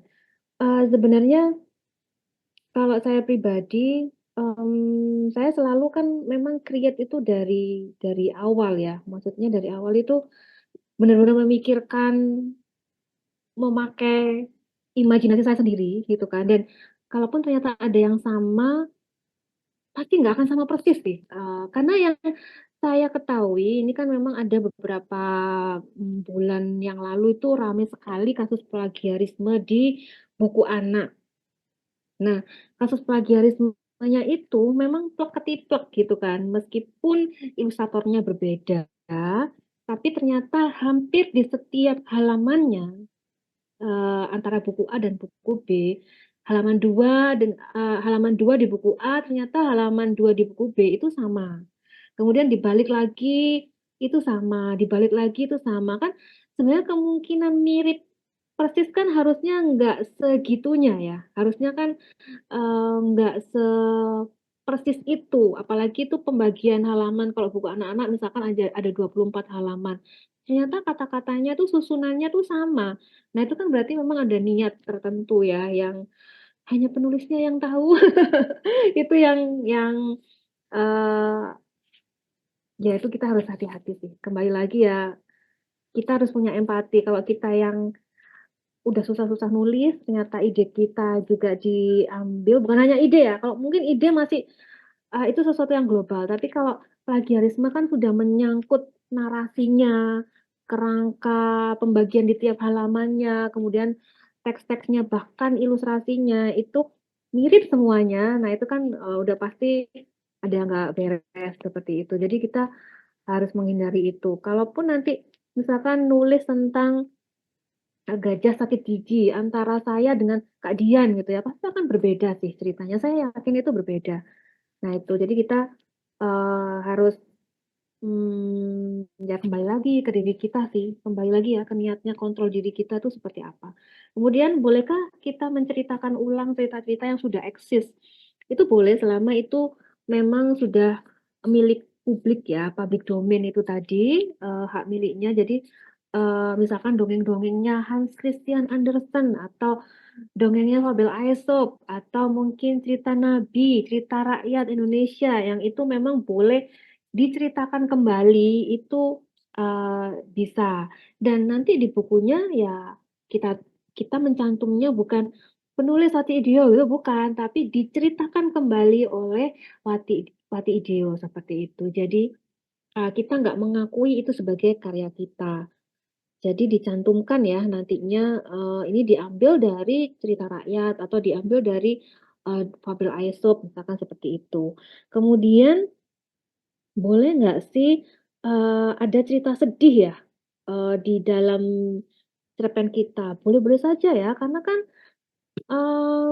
anak-anak itu kan mengalami emosi yang beragam ya, sama seperti orang dewasa. Mereka juga mengalami rasa bahagia, takut, cemas, sedih, dan lain-lain. Jadi itu akan mengajarkan ke pembaca untuk lebih empati, kemudian membangun kepedulian, kemudian mungkin yang paling utama juga ya resiliensi ya, ketahanan emosional. Jadi ketika anak-anak membaca, iya ya aku pernah mainanku direbut dan aku mengalami sedih seperti si tokoh itu. Nah, misalkan seperti itu. Itu kan juga oh ternyata nanti aku sikapnya harus seperti ini ya. Oh ternyata wajar ya mengalami rasa sedih itu. Nah, itu kan akan membentuk ketahanan emosional ya atau resiliensi itu. Jadi boleh-boleh saja, tapi mungkin catatannya ya tetap memperhatikan bahasanya, penggunaan bahasanya itu, yang aman, jadinya, bukan menggambarkan tragedi yang penuh penderitaan sekali gitu ya, itu kan juga akan memberikan apa ya, intensitas emosi yang terlalu tajam ya kalau untuk pembaca usia dini. Sebenarnya dongeng-dongeng seperti yang di Disney itu ya, cerita aslinya tuh kan nggak selembut itu ya. Misalkan aja, eee kucingku. Jadi misalkan aja Little Mermaid ya, Little Mermaid itu bukan, Cinderella lah misalkan, Cinderella. Itu kan aslinya ceritanya untuk biar pas sepatunya ketika si pengawal itu mencoba mencari siapa ini, sepatu siapa ini, itu kan dicoba ke beberapa, perempuan gitu kan. Itu ada yang kakinya tuh dipotong demi bisa masuk gitu ya, kakinya ke sepatu kaca itu. Nah, itu kan terlalu tragedis, terlalu tragedi gitu ya, terlalu terlalu sadis maksudku, sampai ngomongnya tragedis. Maksudnya terlalu tragis, kemudian terlalu, sadis ya, itu jangan sampai seperti itu. Kemudian kayak Little Mermaid itu juga, sangat tragis, ending-nya itu sebenarnya bukan menikah, tapi bunuh diri. Jadi si mermaid-nya ini membunuh si pangerannya, kemudian dia sendiri bunuh diri, seperti itu. Jadinya itu terlalu kelam, jadi harus hati-hati sih, sesuaikan dan jangan terlalu tragis, terlalu menderita, sampai akhirnya si anak itu terbayang-bayang. Bahkan saya masih ingat sih waktu kecil tuh baca Gadis Korek Api, itu, luar biasa nyesek ya, karena meninggal, kemudian dia menghabiskan korek apinya itu karena dingin, yang akhirnya ya itu tadi, kebayang-bayang sampai saat ini. Nah, itu sih yang jangan. Jadi, di akhir cerita kalau saran saya berikan harapan sih, harapan untuk dia belajar apa sih dari rasa sedih itu. Kemudian dia harus, bagaimana mengatasi kesedihan itu, terus kalau memang memungkinkan apa sih harapan yang bisa dia lakukan gitu ya, caranya biar nanti dia bisa resilient, bisa tangguh, bisa bangkit itu apa? Jadi itu sih kalau menurut saya. Jadi sedihnya itu masih light, masih ringan karena biar kita masih bisa menghibur, itu kalau saya. Terus apa lagi ya? Sudah ya? Sudah Naskah sudah. formatnya apa Oh, gitu deh. formatnya.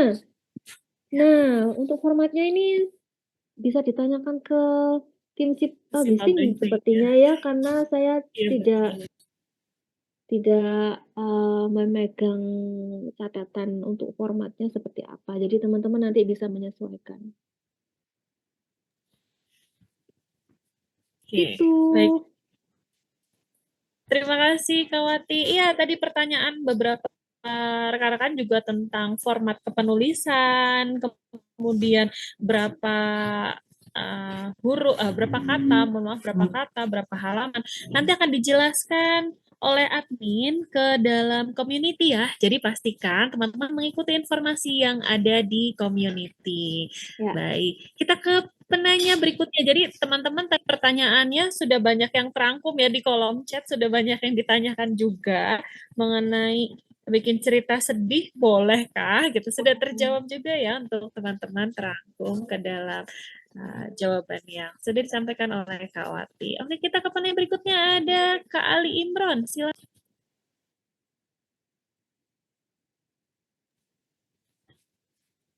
Bahkan sudah saya unmute.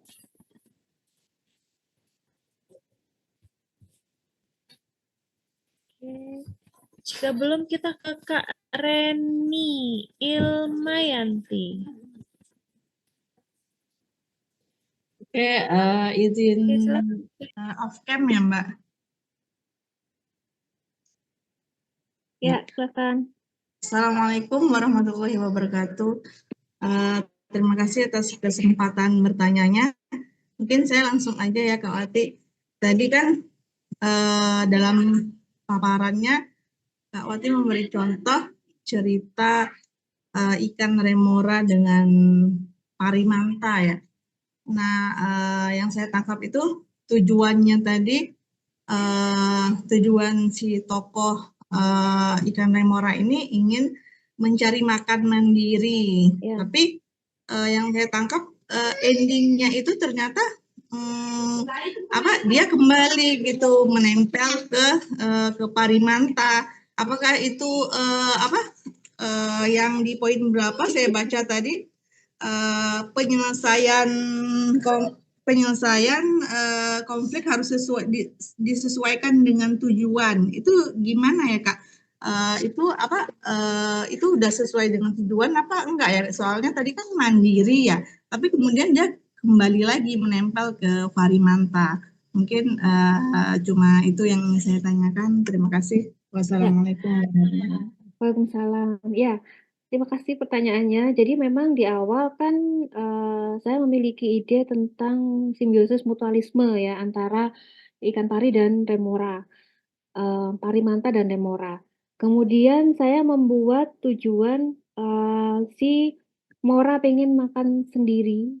Mora ingin mencari makan sendiri karena selama ini dia bergantung ke manta. Itu adalah tujuannya. Jadi ada reasonnya ya, why-nya itu kenapa. Nah, endingnya itu kan memang bisa dua hal. Dia berhasil mencari makan sendiri atau tidak berhasil mencari makan sendiri. Jadi itu. Jadi kalau saya memilih endingnya adalah dia nggak berhasil mencari makan sendiri dan dia kembali ke manta itu. Jadi kita boleh mengkreasikan seperti itu. Asalkan masih relevan dengan tujuan di awal. Kalau saya nanti endingnya adalah Mora berhasil mencari teman baru, nah itu yang nggak relevan dengan tujuannya. Karena tujuan di awal adalah mencari makan. Entah nanti endingnya berhasil atau enggak, gitu. Baik. Apakah Begitu sudah ya, bisa Kak Reni? dipahami? Semoga bisa ya.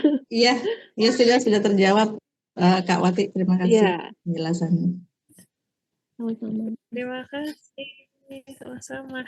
Kita ke penanya berikutnya ada Kak Putu Patmi. Silakan. Dari Bali bukan nih Kak Putu? Halo Kak Wati. Iya aku Patmi dari Jakarta tapi bukan dari Bali. Oke. Oke, Iya. aku mau nanya Kak. Iya kan kalau fabel itu biasanya tuh mengandung pesan moral gitu ya.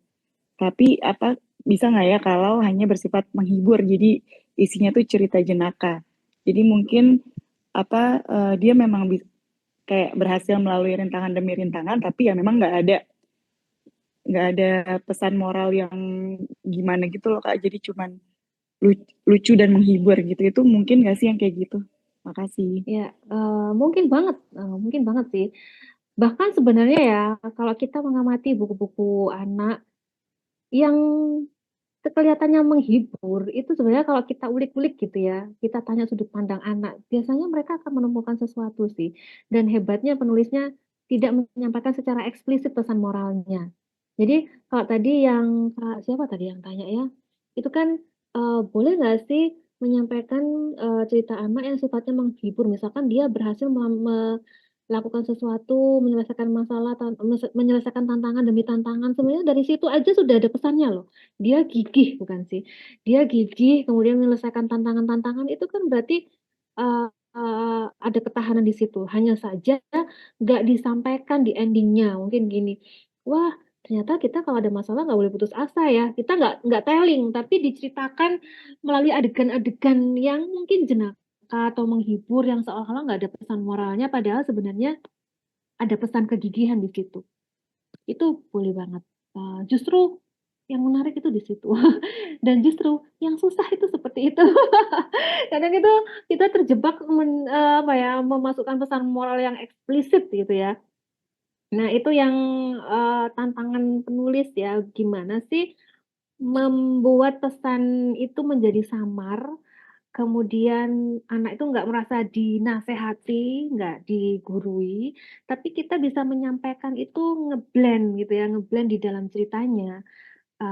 Ya itu tadi ya, showing, kita nggak telling, gitu. Jadi perlu eksplorasi, lebih lanjut sih kalau untuk mencari ide seperti itu ya. Tapi bukan berarti nggak bisa, pasti bisa kok, gitu.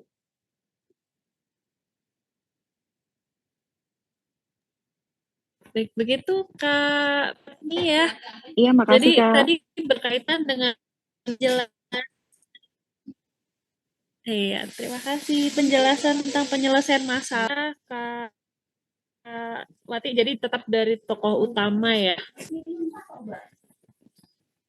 Ya. Baik, kita ke penanya berikutnya ada Kak Deswita. Silakan. Sebelumnya saya ucapkan terima kasih atas kesempatan yang telah diberikan. Assalamualaikum warahmatullahi wabarakatuh. Waalaikumsalam. Waalaikumsalam warahmatullahi wabarakatuh. Perkenalkan, nama saya Deswita Najwa Hidayati dari Kalimantan Selatan. Mungkin sebenarnya agak melenceng sedikit nih. Itu kan ada dalam jenis fiksi, namanya itu metafiksi, di mana si tokoh atau ceritanya itu dia nyadar kalau dia itu cuma fiksi. Nah, saya tuh tiba-tiba kepikiran nih, bagaimana jika saya memasukkan si tokoh ini seakan dia sadar dia itu cuma sebatas tokoh dalam cerita fabel dan dia itu bisa ngobrol sama pembacanya langsung. Terima kasih. Maksudnya si tokoh ini sebagai narator aja atau seperti apa ya, Kak?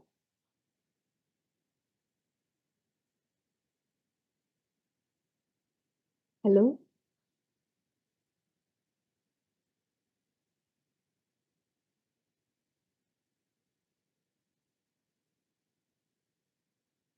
Yang bertanya siapa ya tadi?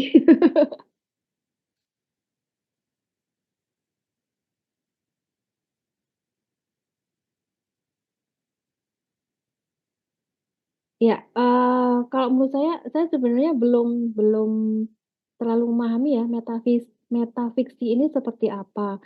Si tokohnya sadar kalau dirinya itu fiksi.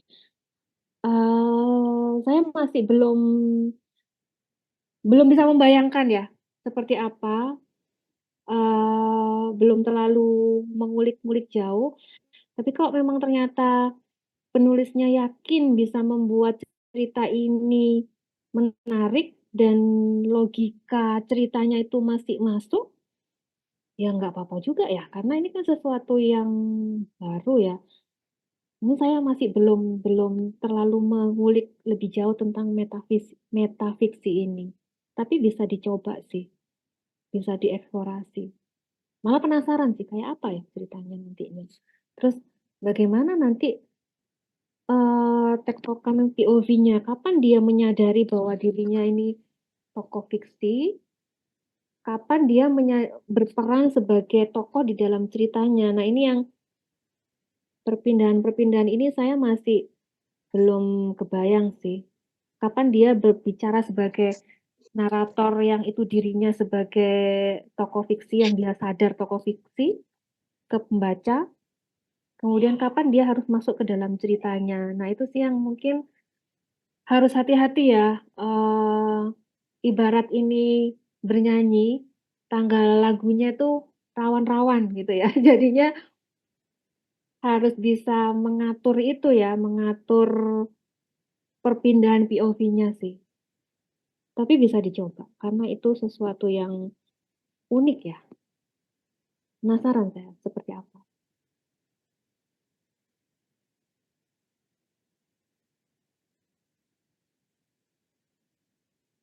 Halo, Kak Dian, mungkin itu sih jawaban saya, Kak.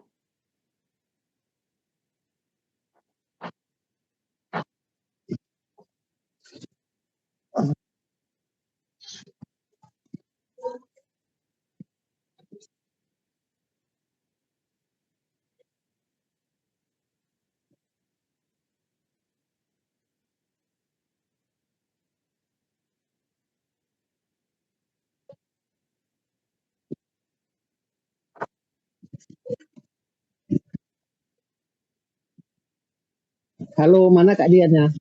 Kak Diannya menghilang. Ini saya coba sambil baca deh nih.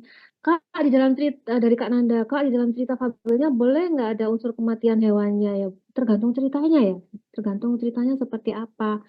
Cuman kadang saya pernah menemui cerita yang itu tokohnya kan hewan-hewan, tapi ternyata di sana itu ada hewan-hewan yang kecil yang itu mm, sebenarnya tokoh juga, cuman nggak berkaitan aja sih dengan tokoh utamanya dan hewan-hewan kecilnya Nih itu saya kayak dengan mudahnya barusan dibasmi gitu ya. Kan itu kan juga agak rawan sih. Jadi tergantung logika ceritanya nanti seperti apa.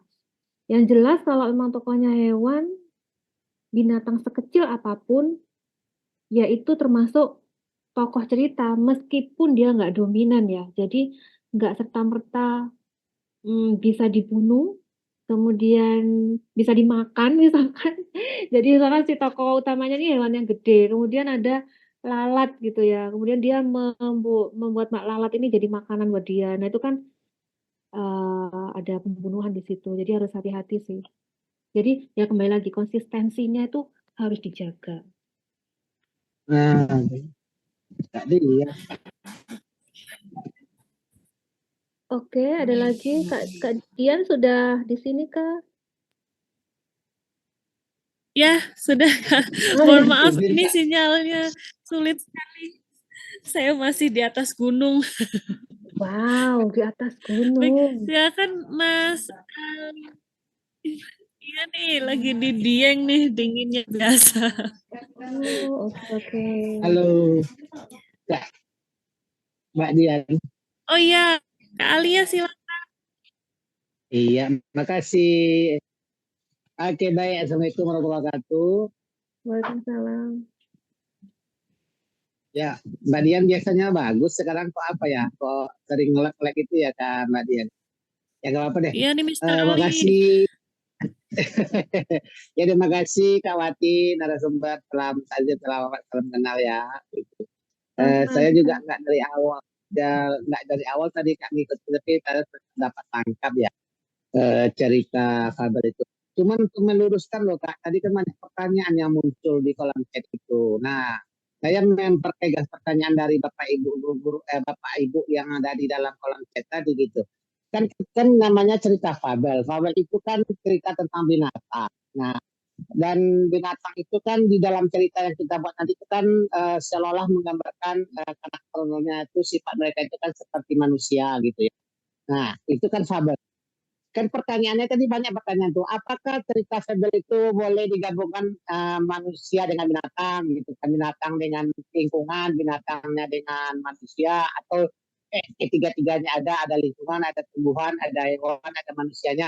Nah, itu dipertegas lagi Mbak, supaya lebih spesifik artinya supaya nanti kalau menurut saya nanti kalau memang nggak benar Kak Wati tolong diluruskan. Kalau menurut saya disable itu kan memang cerita tentang binatang, tidak menceritakan manusia. Cuman binatang itu berkarakter manusia seperti itu menurut saya. Nah, itu saja mungkin Kak pertanyaannya. Tolong apakah memang fabel itu boleh digabungkan ada orang manusianya dalam cerita itu atau memang khusus kita membahas masalah binatang. Tokohnya itu misalnya contoh tadi adal misalnya, adal itu itu mungkin nanti dengan siapa, dengan buaya misalnya gitu kan.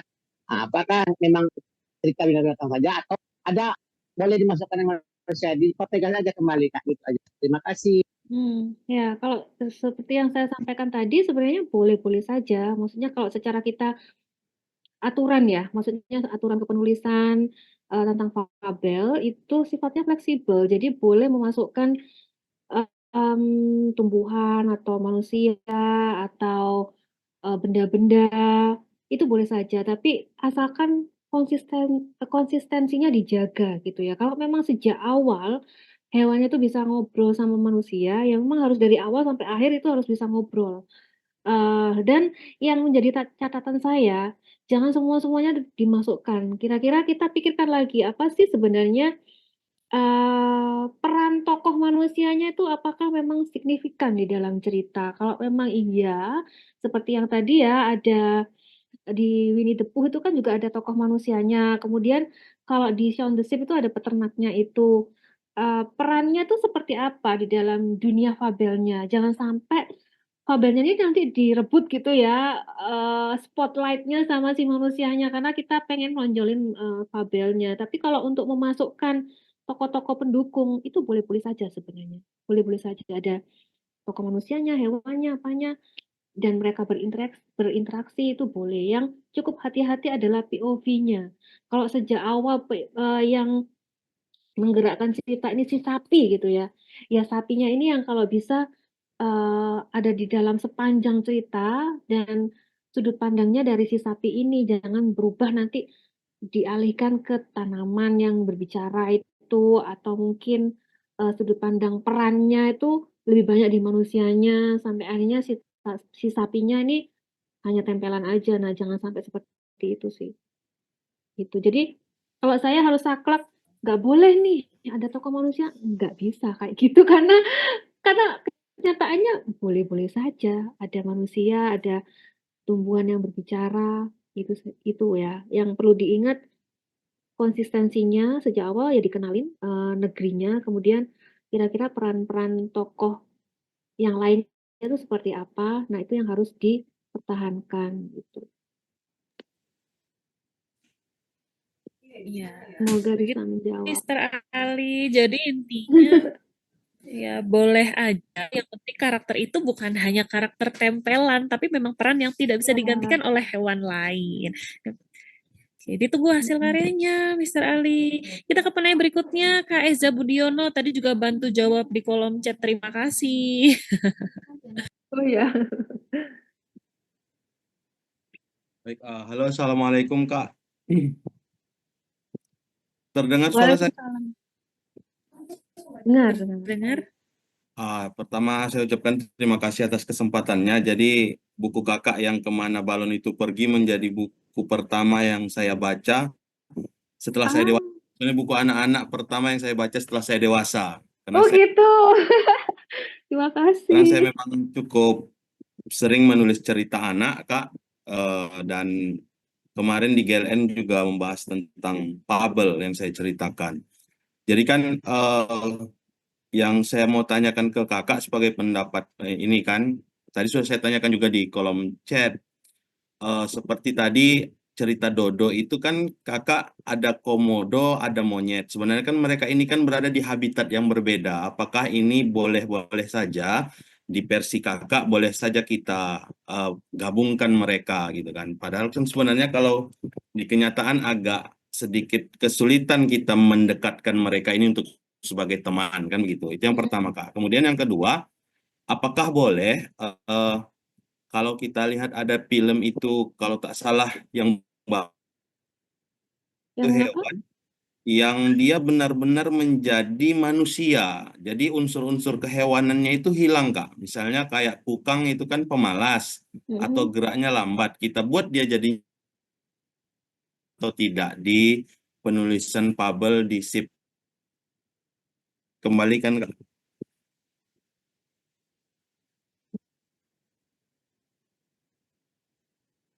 Oke. Sudah? Pertanyaannya sudah ya?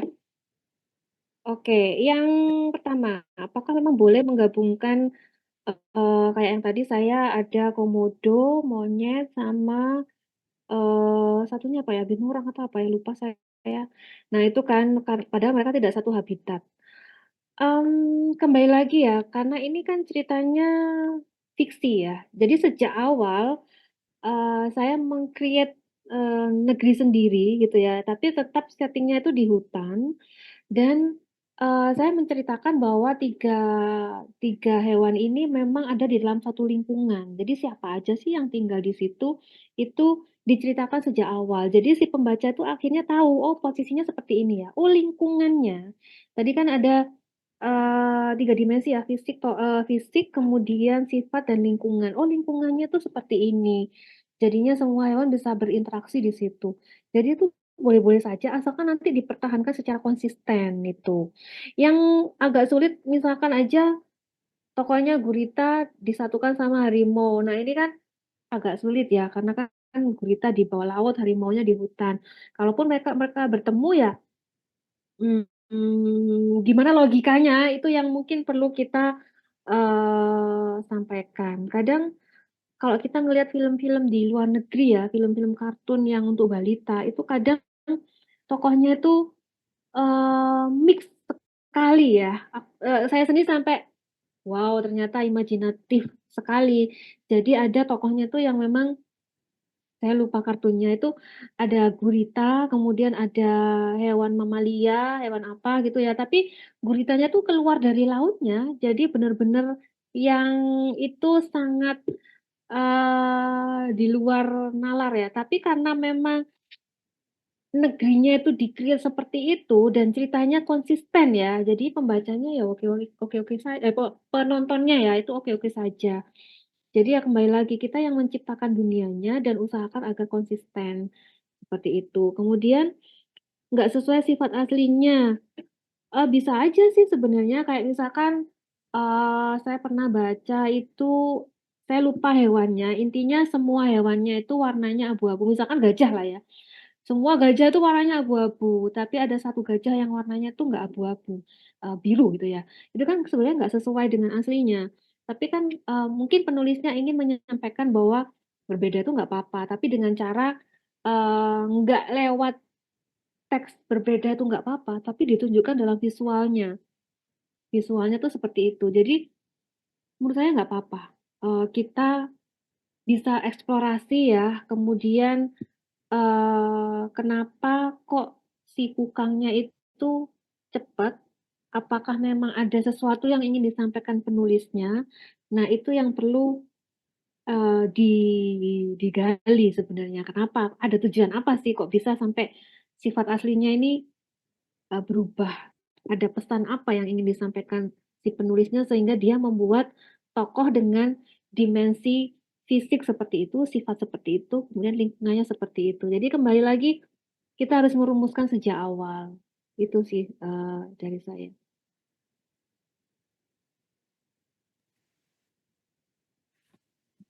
Semoga Baik, membantu. terima kasih untuk jawaban. Iya, terima kasih Kak Wati untuk jawabannya. Begitu ya Kak Eza ya, ditunggu karyanya untuk lomba hari ini. Baik, ini waktu sudah habis tapi masih ada pertanyaan. Saya minta izin untuk pertanyaan terakhir ya Kak Wati ya, karena masih banyak yang penasaran dengan materi hari ini.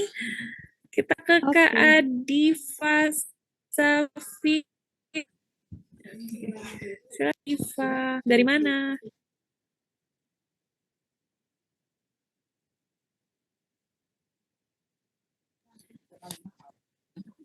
Kak, Ya, silakan. izin bertanya, apakah ada aplikasi khusus untuk menulis lomba dongeng fabelnya? Oke. Terima kasih pertanyaannya. Kalau aplikasi, mungkin Kak Dian bisa membantu menjawab, Kak, karena ini kan tentang teknis lombanya ya. Kalau saya bayangannya sih nulis di Word biasa ya, ataukah mungkin ada, eee, form atau apa, atau aplikasi apa? Iya, baik. Untuk Ade Adifa, nanti bisa minta tolong ayah bundanya untuk diketik ke Word ya, ke software Microsoft Word supaya bisa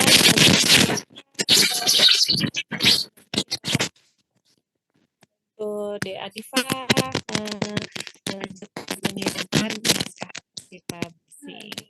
Kak Baik, Dian, suaranya putus-putus. iya. Mohon maaf sebentar. Apakah sekarang sudah terdengar? Sudah. Kak Dian, saya mau jawab Baik. satu pertanyaan ya. Ini ditulis dengan huruf kapital semua. Rekomen buku fabel yang Luar bagus biasa. dong. Ditulisnya pakai huruf kapital dan kenotis ya. Rekomen buku fabel yang bagus. Nah, bagus ini sangat relatif ya. Kalau saya kadang apapun sih ya, apapun saya baca. Jadi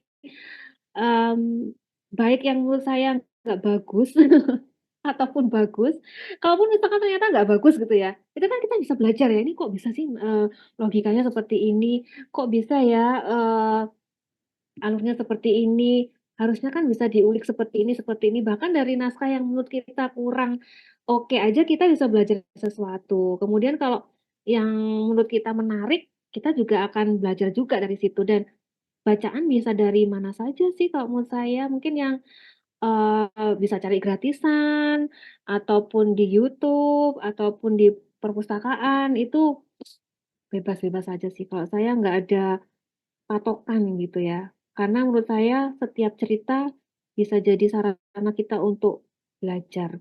Jadi kita nggak hanya sekedar menikmati ya, tapi kita mengamati. Kalau jadi penulis, kalau jadi pembaca, mungkin kita penikmat, tapi kalau jadi penulis, kita pengamat ya, mengamati naskah-naskah orang lain, karya-karya orang lain, kita amati polanya seperti apa, tokohnya dibedah ya, kayak kita membedah Winnie the Pooh tadi. Oh, Winnie itu seperti ini, fisiknya ini, sifatnya ini. Nah, itu cara cara belajarnya seperti itu. Kemudian, oh tokohnya alurnya seperti ini, tujuannya ini, tantangannya ini, endingnya ini. Seputar itu saja sih sebenarnya cerita anak itu, kita bisa mencermati polanya. Semoga membantu. Ini Baik, terima kasih strateginya dengan menulis Kak Wati untuk kapital. jawabnya. Ya, sama-sama Kak Dia. Iya, saking inginnya dijawab tuh Kak Wati, Iya. jadi hurufnya dibesarin supaya ternotis Aku ya. jadi inget itu Kak Dian, kayak di live Shopee gitu ya, karena lagi war apa gitu kan langsung ditulis kapital semua biar dibaca sama sellernya. Jadi kayak di Shopee. Sama-sama suka belanja online juga ya nih. Ya, lihat-lihat live ya.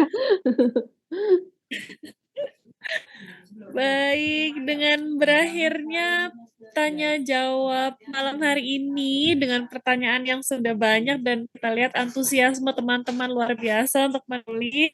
Maka berakhir pula lah kegiatan kita malam hari ini. Saya sebelum berakhir mau minta closing statement dulu dari Kak Wati. Silakan. Closing statement ya. Apa ya? Yuk nulis, yuk nulis.